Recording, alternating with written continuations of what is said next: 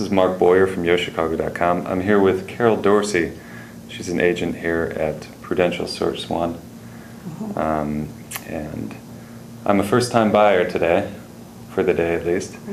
And we're gonna go over some of the basics of finding an agent and what that process entails. Just to get started, why do I need an agent? Well, I think everyone needs an agent to represent them in a real estate transaction. A couple reasons. When you buy property, if you buy in new construction, the people that are generally at the sales center are there working for the developer. Right. They're generally very hospitable, they're very nice, they're very informative, but they may not be looking out for your best financial interest. Okay. Also, in a resale, you want someone to represent you, to present your side of the story, to do comparables in the neighborhood that you may not have access to as an individual. You may go in and see a place and really like it, but then you have no way of knowing what sold within the last 6 months that's comparable. So you may be underpaying, but you may also be overpaying. Okay, so number one, I should expect the buyer's agent to know the market and Yes. to be able to run comparisons on comparable properties in the Right. area. Right. Also, they should know the neighborhood pretty well, I would imagine, right? Tell me what's good and what's bad about the neighborhood. Yeah, as real estate agents, we can't say, ethically, we can't say much about demographics because of our code of ethics. But you can lead me to where I can find demographic information. Right, exactly, like Crime Chicago, statistics. right, Chicago Association of Police. You can go on the, any of the city websites, any of the neighborhood websites.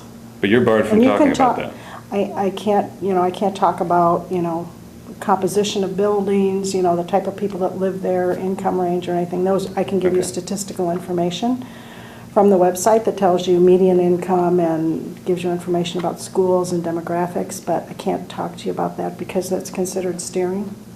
Right. And so that's why when you come to an agent, it's good to kind of know where you want to be. Right. Because I can't, when we moved here, I was not an agent, and I didn't know Chicago at all. And so we asked the agent, where should we live? And he said, I can't tell you. So my husband and I didn't have a car, so we took the bus or the L out about 20 minutes and walked back through neighborhoods.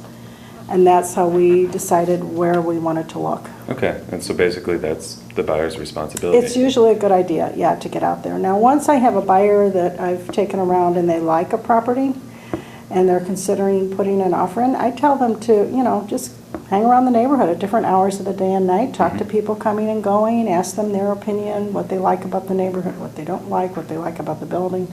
Because as a buyer, you can ask any question you want, but as an agent, I'm not able to provide all that information. Okay. Because they could be prejudiced. Yeah, of course. I guess the follow-up question is, how do I find an agent? I'm sure there are a number of ways, but I've read statistics that a very high percentage of buyers, particularly first-time buyers, will ultimately buy their home with the first agent they ever meet. And that's not necessarily a good thing, I suppose. But usually you kind of can go with your instincts. If you have a good feeling about the person and they seem to be honest and reputable, usually you can go on the company website, read their biography. Sometimes agents have their own websites.